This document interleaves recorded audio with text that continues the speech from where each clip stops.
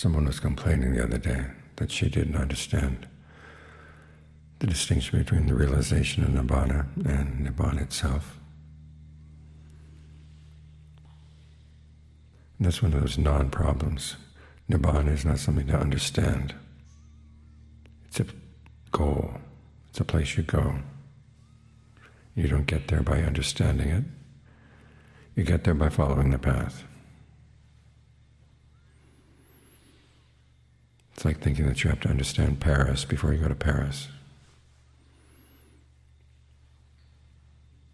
To get to Paris, you get a plane ticket, get on the plane.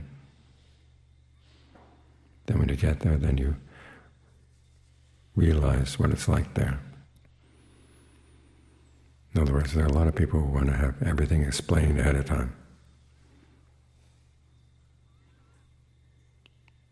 Who insist that they have to know for sure that this is a good path and everything's guaranteed. The Buddha does give his guarantee, but then again, how do we know we trust the Buddha? We have to commit to doing the path, like we're doing right now, developing concentration. This is how you get to the higher Dhammas, by being really diligent in doing what you have to do right here, right now. Whatever the step or stage of concentration you're in, or the stage of the mind settling down, work at that. We are working on a skill that requires that you commit to doing it, and then you reflect on the results, and then you do it better the next time. There may be setbacks, but you learn how not to be discouraged by the setbacks. But you realize that what you're doing right now is important. Even though there are people who complain, Nibbana is something that has nothing to do with the body. Why are we focusing on the breath? If you want to catch the mind, you have to give it something to focus on. This is one of the best things to focus on. It's right here. Of all the things in the world, it's the closest to the mind, all the physical things. And it's with you wherever you go. And it's very responsive to what the mind tells it to do. You tell the body to breathe long, and it'll breathe long. Short, it'll breathe short. Fast, slow, heavy, light, deep, shallow. You tell it what to do, and it does it. And you can make it comfortable. Experiment with different ways of breathing, and you'll find what feels best right now. And if you're not sure, just say, well, as long as it feels good enough, stick with it. Then if you find that it starts getting mechanical or uncomfortable, then you can change.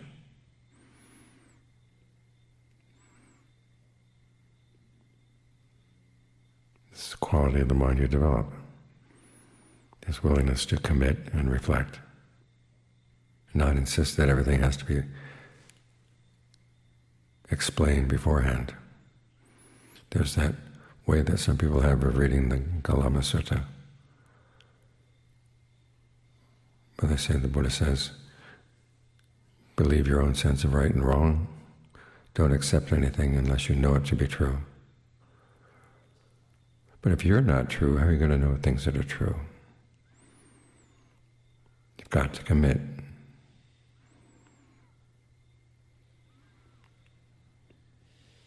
Because the way to Nibbana is not understanding Nibbana, it's developing the path. And the purpose of the path is to help you abandon craving. And you want to abandon craving because it's causing suffering. It's causing you to latch on to things. It's part of the Buddha's genius that the way to the unconditioned is to focus on the problem of suffering and its cause and how to attack it at its cause. Because he saw that the way we cling to things is getting in the way of finding what true happiness could be. That's the big irony.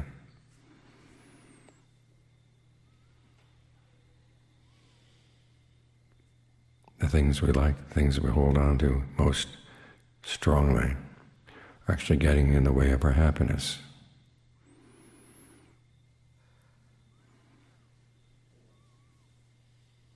Which is why a sense of irony is required as you practice. The things you're most 100% confident that you know, you have to begin to realize you don't really know it as well as you thought. That's what the Buddha calls guarding the truth. When you have a particular idea that you're really attached to, ask yourself, where did you get that idea?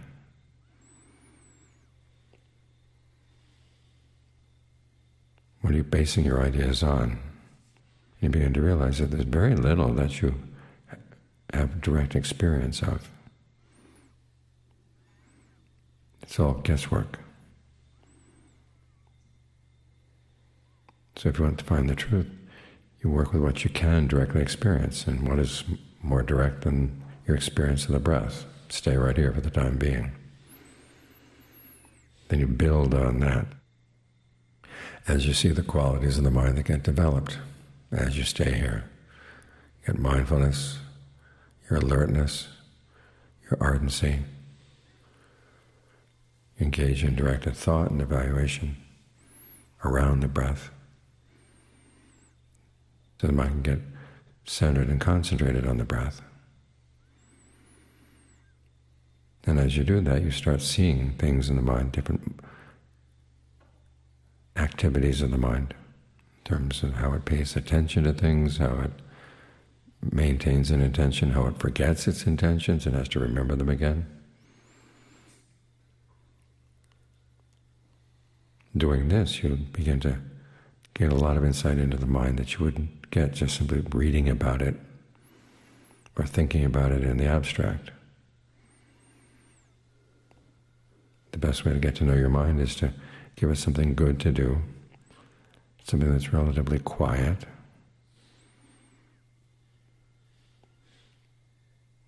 and that's near at hand, i.e. focus on the breath.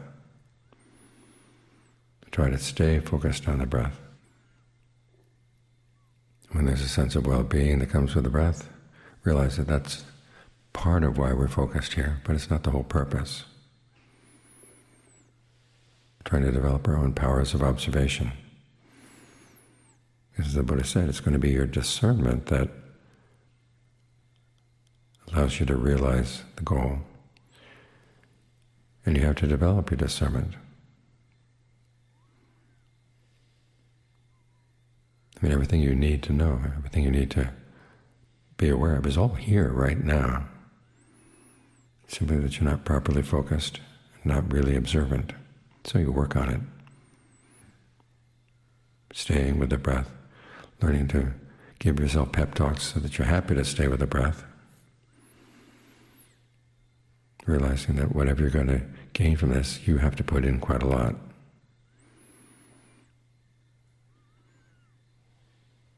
Those people want to have everything served to them on a platter, and they'll pick and choose only what is to their liking.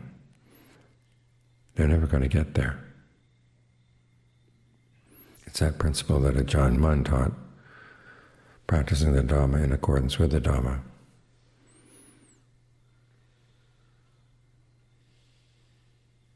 And even though the breath may seem very far away from what we would like to attain in the meditation, it's actually the way there.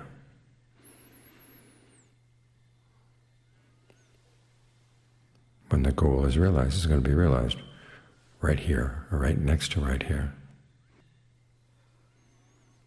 So you don't have to go thinking far away. Just get really dedicated to what you're doing right here, right now.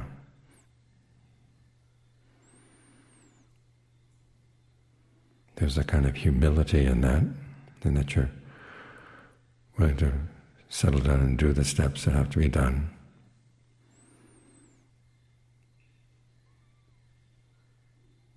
But there's also a lot of wisdom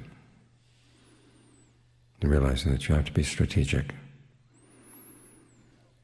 And if you're going to develop the kind of discernment that can detect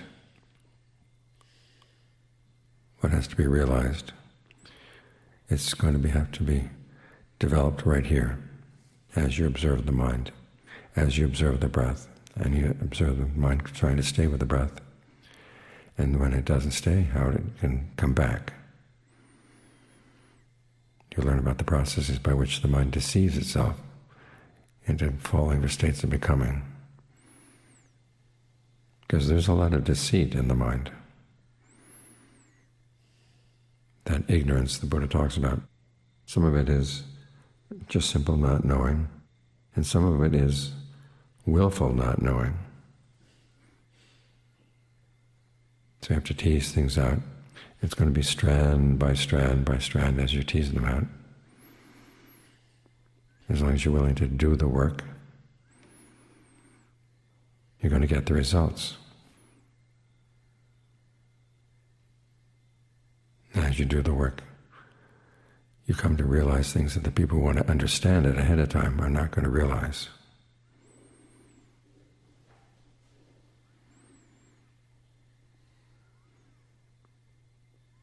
So everything you need to know is right here.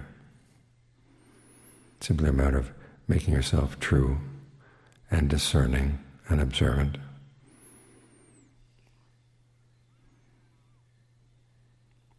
With the exercises that the Buddha gives you. As he said, he wants someone who's honest and observant. He would teach that person the Dhamma. So you come with a certain amount of character qualities. And you refine them. This is why it's not just an intellectual exercise. It requires the whole heart and mind.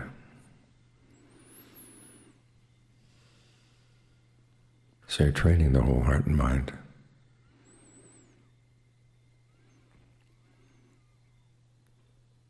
And as the Buddha promised, the goal, when it's attained, will be totally satisfying to the whole heart and the whole mind.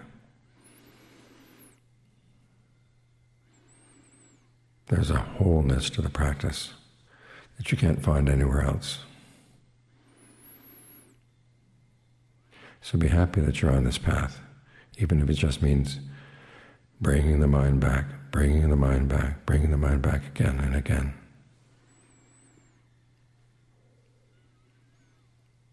Learning to be cheerful and patient and persistent.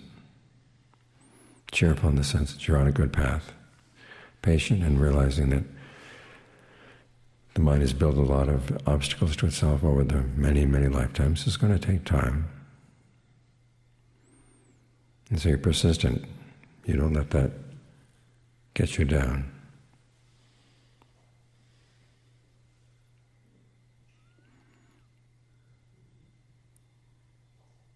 So follow the path step by step by step.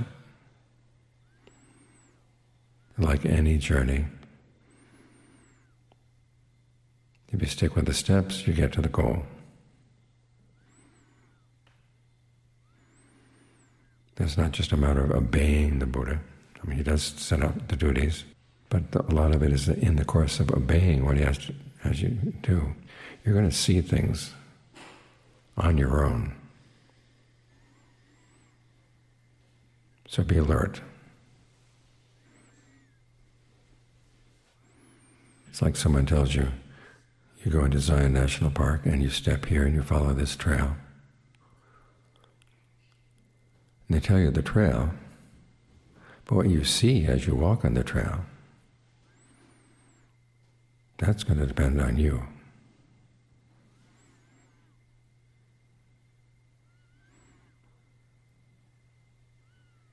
I've seen this many times. Go to one of the areas of the American Southwest. And different people take different pictures. And then they'll compare their pictures, and someone will say, "How did you see that?" Well, it was right there.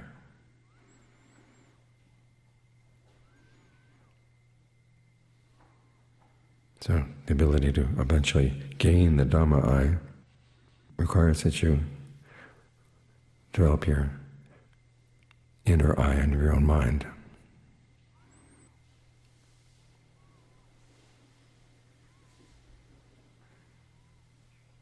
The trail is all laid out, the path is all laid out. But what you see is going to depend on your own powers of observation.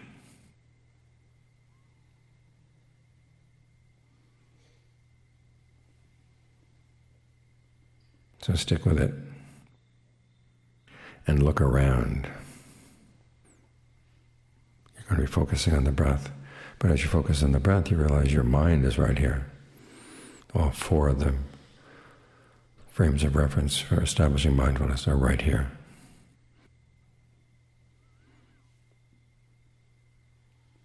Make sure you look around and see them all.